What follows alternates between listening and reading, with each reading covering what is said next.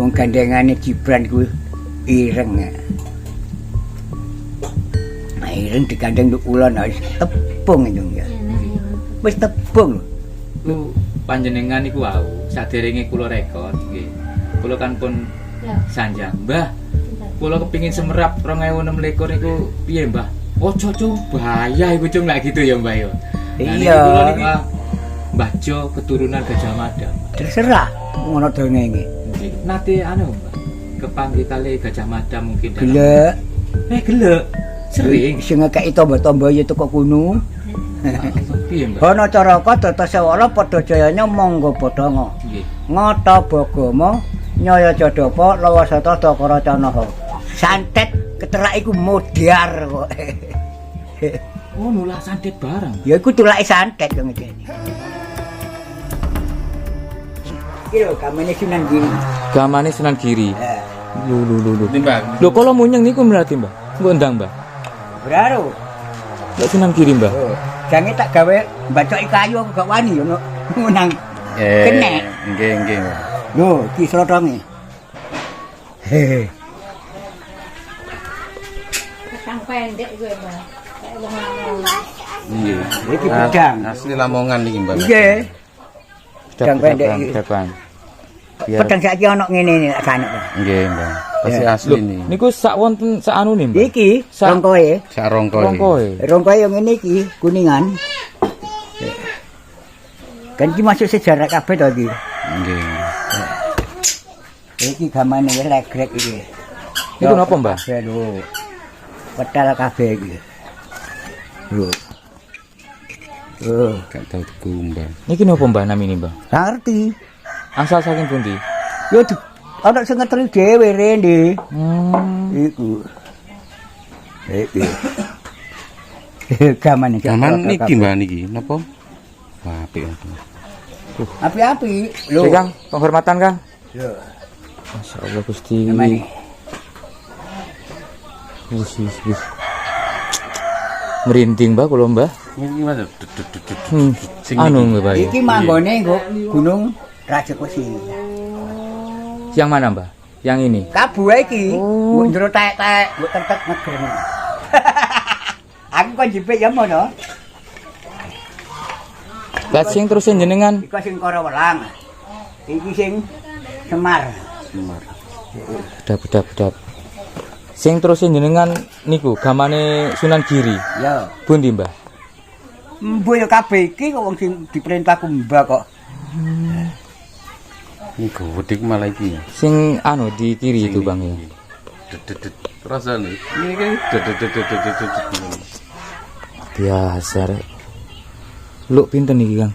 Sono. 1 2 3 4 5 6 7 8 9. Terus niki, Mbah? Pengen ro carane kanggo apa ngene. Ya napa, Mbah? Ya. Ngitung ya Siti Sengkali Arjuna Manganati. Siti Sengkali Arjuna Manganati. Oh, Assalamualaikum. Salam. Siti Sengkali Arjuna Manganati. Tondo tunggu donya. Siti Sengkali Arjuna Manganati. Tondo tunggu donya. Siti Sengkali. Ya. Rondo tunggu donya iki. Hehe. Iki kaya singa bareng Bang nggih. Iya. Singa bareng. Sing nunggu dhuwit begini. Nggih niku. Singa bareng wae. Tahu diketoki. Dhuwit. Kita macam sapi. Nggih. Nungguk dhuwit ya napa maksudnya, Mbah? Dhuwit temen. Medalaken arto ngono. Tahu ana sing dikit kena bolahe tok kerengereng. Dengan bolunan. Tapi Mbak gak wani ngetokno wong. Saya itu bolak-balik ke sini ya. Kula mboten Tapi gak pernah ngawasi meripat niku lho, kok mboten semerap lek padahal iki wis tak shot lho. Lah niki maune nang kene jene, Mbah. Kebiyen nduk kene. Ya Allah aku gak ngerti. Niki napa, Mbah, kok Semar, Mbah? Ya Semar. Semar gak ero wong. Iku wingi dijaluk sing wong Singosarian, aja dhisik. Ini meneh. Terus niki, Mbah? Kowe para welang. Koro napa kala? Kara welang. Para welang. Ya kaya kara ngono ngene tok bugil iki lho. Ya napa ya? Ngene. Oh. Kaya kepelan. Kayak kebelan ngoten. Ya. Ora kaya tumbak nugak. Heeh. Mau adae kaya tumbak. Hmm. Kowe isine mok ngene. Samene iki. Sak gegeman ngoten niku punan. Kara welang. Mbah kula ajeng nyinggung Gajah Mada, Mbah. Lah kemarin itu kan panjenengan kan nate sanjang bahwasanya bapak panjenengan niku pernah bercerita gitu. Cung yen pingin semerap buyutmu nang kono ana iki. Iya. Lah iku panggonane Gajah Mada. Nggih. Nah, lah kula ngeten Mbah, pikiran kula. Buyutmu berarti kan cara panjenengan niku yen miturut cerita utawa dongeng niku lho Mbah. Kan tasih hubungan keturunan berarti. Iya, iya. Ya cek ono. Keturunane wong sak pitok to. Heeh. Wong buyute mbak kula ana sing kelar sapi sak cikare kok. Maksudipun? Ya sapi munggah nggawa beras kok kabotan itu. Heeh. Disorong. Lah sing duwe sapi ku nyumbungi sapi. Kabeh. Go. Kon wingi gak ngene saiki kok ngene. Jamu apa kon sapi? Dewe gak ana sing nyurung. Kowe iku wis medun. Buyut iku masih nyurung. Kon kok kuat nyurung sapi sak cikare. Nek kon kuat temen-temen nyoto kuat ilmumu kebal. Junjungen. Sampai sapine gandol, aku tak mulai melaku. Cikarku, sapiku, berasku pen. Jenenge glundung. Wong cilik kaya dhewe cilik ngene. Tapi sakti lho tok. Tapi mbaya bener nek wong ket biyen yo senengane nggih untran-untran kok. Ya ana mambu teko kono ya.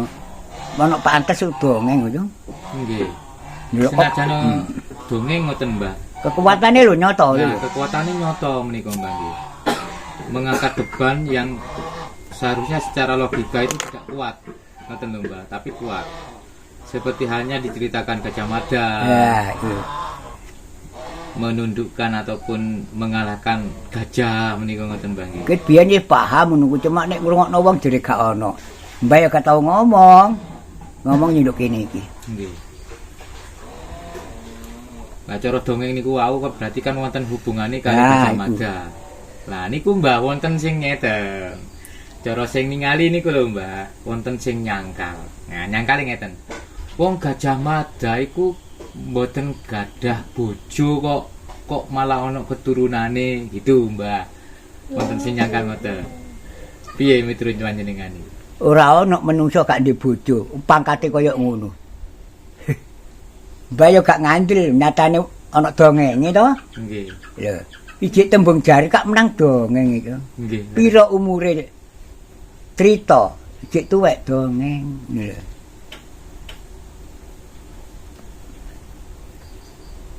Tapi panjenengan nate anu Mbah, kepanggih kali Gajah Mada mungkin dalam. Gelek. Gelek. Sering. Sing ngekeki tombo-tombo ya teko kono. Ya Allah Gusti. Jadi memang pun buyut panjenengan lah istilahnya Mbah nggih. Ngono ilmune dolangno aku ora dolangno baca. Nggih. Mbah, yen sing panjenengan kepanggih kali Gajah Mada niku sajane niku cara gambare utawa wujude awake menika sami kali teng lukisan-lukisan niku gede dukur. Mboten. Oh mboten. Ya kaya Mbak Wis kaya embang ngene cilik. Banyak sih yang bercerita bahwa Gajah Mada itu sebetulnya tidak sebesar di gambar itu. Memang kecil katanya itu. Kok ana wong gak rabi. Nggih. Umpang kate di mana-mana tempat Nggih. Gajah Mada gak rabi. Ya sing wedok iku sing kaku, Nggih. gak ngandel. Wong raja mawon jaman biyen niku lebih dari 5 lho istrinya. Numpak karena bojone pira? Nggih. Ngono lho. Iya. Tapi memang tidak ada sih catatan gitu bahwa Gajah Mada itu istri berapa gitu, gak ada memang Mbak. Memang dirahasiakan Mbak. Bahkan Ya kuwatir direbut wong. Aku lho dik tunggale ngono lho. gitu nggih. Ya, melane mbayem. gak pengin. Tapi pun kula kadung anu, Mbah. Pun kadung kula siaraken, Mbah. Bahwa Mbah Jo keturunan Gajah Mada, Mbah. Terserah ngono dongenge. Nggih. Jadi gak keberatan nggih, Mbah nggih. Sing penting niku dongenge pun ngoten kan gitu. Ya Banyuwangi ya ana sing ngarani Mbah. Surabaya ngarani Mbah ngono kuwi. Terserah. Ya. Cuma kula mlaku ngeten iki berbanding karo zaman wayang Semar lha iku. Mbah iki darani dewa budu, ya toh? Nggih. Darani menungso, ya asli menungso. Cuma catur iki mbek wong tuwek-tuwek tok. Wis janji karo wong biyen. Iki lho cekelen. Isuk meni isuk ngene iku tok. Etan yo melok sandangan teko etan, sing nduk kidul melok sandangan teko kidul, sinuk kulon melok sandangan teko kulon, sing teko lor melok sandangan teko lor. Contoh wong Jawa Tengah. Ruwatan ritual. Sing teko kono sandangane ngene, sing teko kono sandangane yo melok iku mang.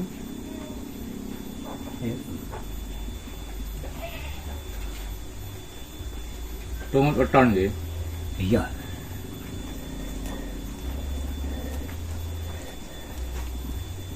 Nek weton sing nduk etan nganggo sandangan sing sok putih. Iku akike ya putih. Tapi nggawa sing sandangan ireng. Akik ireng iku gandengane. Geret modele geret to. Nggih. Ngono. Sing wetone Rebo Pon kudu gawe akik rupane abang karo putih. Iya. Sing wetone nduk kulon nganggo akik warna kuning sing nggawa abang. Lah sing nggo lor ireng nggawa akik rupane ireng nggawa rupane kuning iku mah. Ki sampeyan titeni. Gak nyalano palen dodol tuku. Sing tuku sing berwarna melok kelahiran. Oh, niku sandangan niku wau didamel pas dodolan ditan. Yo gak, yo digawe dhewe bendinane iku. Kayak ngene iki wetone apa Rebo Kliwon 15. Akike Niki apa, Mak? Rebon apa, Mak? Rebo Kliwon, Kliwon ta? Iya, Pak. Rebo Kliwon meneh Kemis Legi. Nggih. Iku nek Kemis Legi sandangane warnae putih. Nganggo ireng ku mang ngono. Iku akike ya ngono padha ae. Rupane ireng, sing nduk lor ireng to. Nggih. Kun nek nggo ilmu yan. Kun Iya. dadi ceritane. Ya wis. Lunas. Iya. Wong gandengane Gibran ku ireng. Nah, ireng digandeng nduk ulon wis tepung itu ya. Wis tepung lho. Duitan ono Gibran, gitu. Nggih. Cara pasangan niku pun serasi. Iya, nduk kulon ya ono. Ya, Jokowi nggawa abang, Nggih. nggawa putih. Ya. Karo ya. Iku.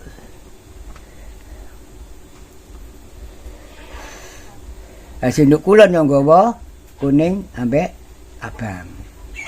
Sing lor ireng nggawa kuning. Yen cara lakon, Mbah, ngapunten nggih. 2026, 2026 ya, Mbah. Lek cara lakon niku lakone napa, Mbah? Mangke tahun depan iki, Mbah. Lek cara lakon, Mbah. 26, Mbah. Ya aja Ini sampai. kan terus jenengan selawe niku utawa selangkung meniku kan lakone Garuda. Nggih. Balik malih marang Prabowo. Lek cara lakone 2026 niki napa, Mbah? Lakone napa benjing niku, Mbah? Ya apa jare? Yes balik nang tatanan Jawa maneh lho. Soalnya di belakang layar niku panjenengan niku wau saderenge kula rekod nggih. Kula kan pun sanjang, Mbah.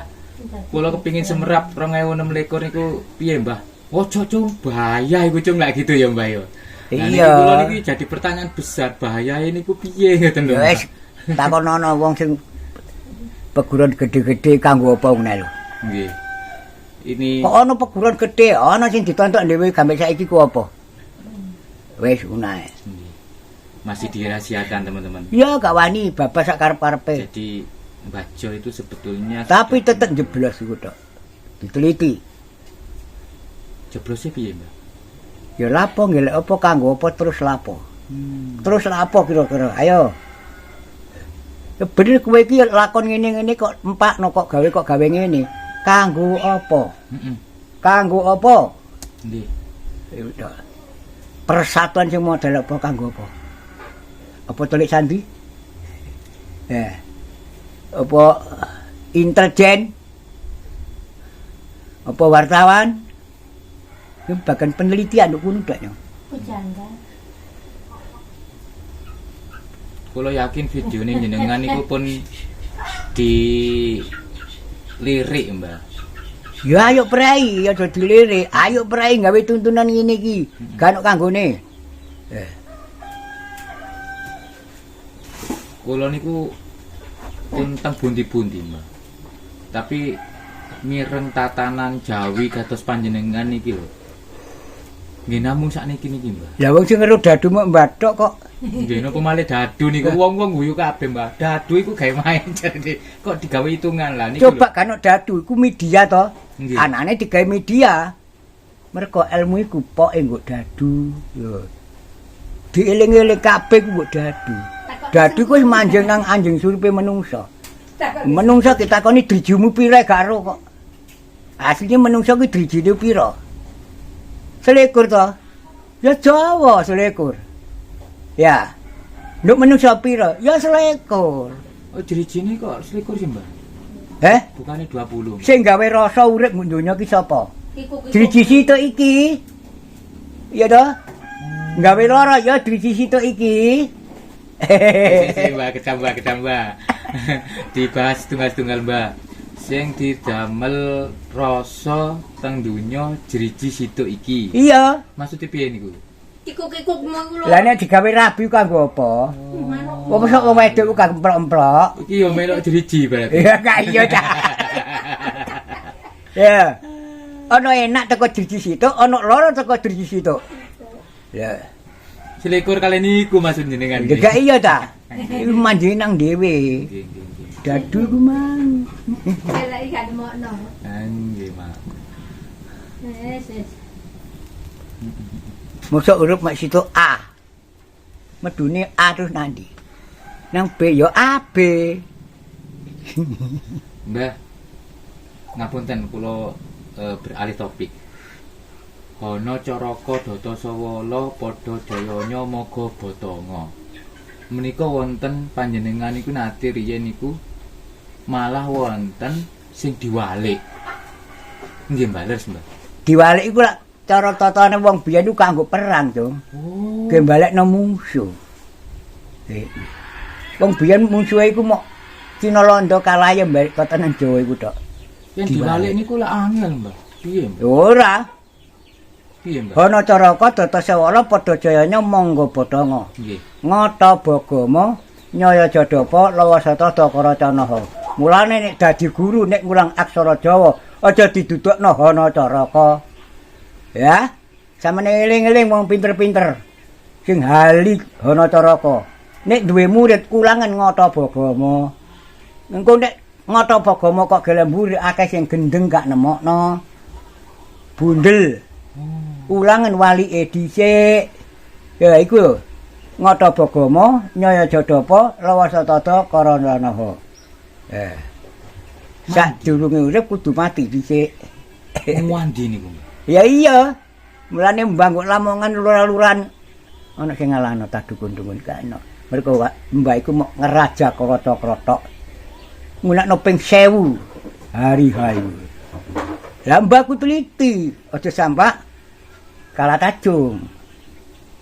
Sandangane nganten sadurunge hari ha. Gurung gilungguhi dalan nduk kene kurang pirang wulan lho iku. Ya nek wiritan Arab, wiritan liya-liyane mbak gak njamin. Wis kena ditamtokno. Dimungsuhi wong pira mbak aksara Jawa? Mungsuh yai pira? Bendal. Bendal. Tetep menang, gak tahu kalah. Berarti mandi nggih, Mbah nggih. Ana cara kok diwalik niku. Iya. Muanti. Nuju karepe kanggo apa? Tapi sama enggak nyoni ini diwaca tiyang biasa kali jenengan sing maca niki. Santet keterak iku modar kok. Oh, nulah santet bareng. Ya iku tulake santet yo ngene. Ana cara kok diwalik tapi. Niku.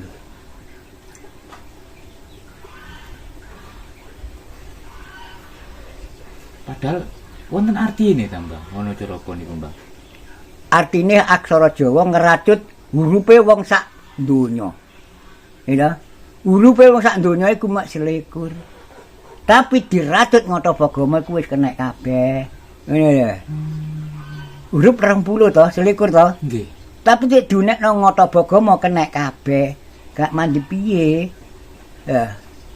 Wong diracut huruf, diracut godhong, diracut wit sak watu-watune diracut. Ngeracut. Ngerangkum ibaratnya nggih. Mulane aja nyepelekno dadu. Dadu iku bibite ilmu. Nambah bali melok dadu. Sing ngetukno sampean ndok endi ae ana dadu iku cek gak lali ambek ilmune wong biyen. Bibite teko dadu iku. Ya.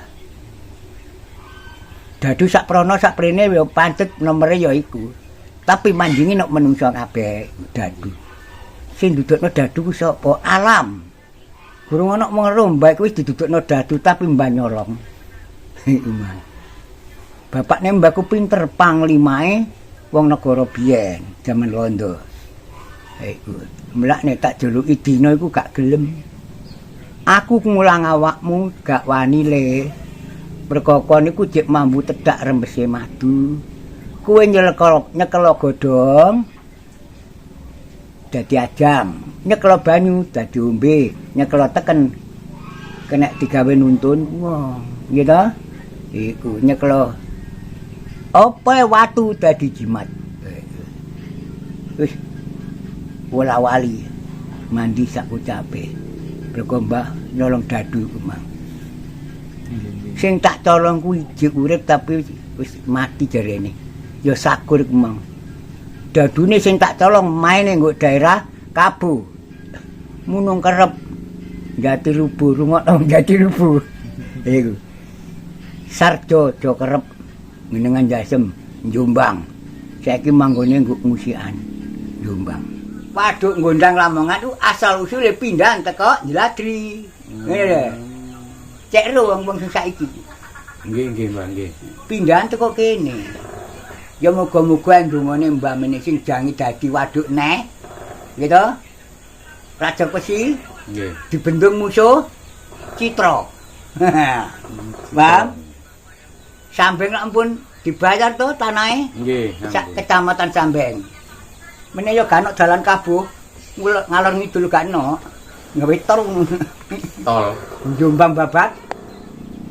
Mbah matur nuwun. Rayu. Sintenipun wejangane Ya, nggih rayu, Mbah. Slamet. Amin amin.